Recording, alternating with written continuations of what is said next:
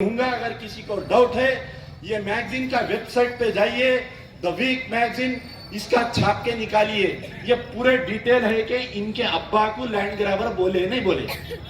अब जो आ रही ना ये मेंढुका, बरसाती मेंढुका खर खर खर करते हुए मिल्लत मजलिस को ओढ़ दो, तो ये बरसात के मेंढुकों को बोलो इनके अब्बा जब लैंड ग्रैबर थे तो इन्हों कितने बड़े लैंड ग्रैबर नहीं होंगे, सोचो आप।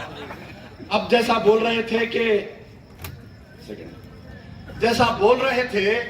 कि कई लोग मुझे बोले कि भाई इम्तियाज जलील जो है, इनकी भी एक हिस्ट्री है बेचारों की, कि इनका घर आवास देखिए कैसा आलीशान मकान बना के बैठे हुए हैं। जब इन्हों 2014 में इलेक्शन लड़े तो इन्हों जो है 30 लाख रुपए अपने इलेक्शन एफिडेविट में बताए। अरे 5 साल में 16 करोड़ का मालिक कैसा हो गया, मेरे को समझ में नहीं आ रहा। इलेक्शन एफिडेविट में बताए। अच्छा, अब असदुद्दीन ओवैसी जो है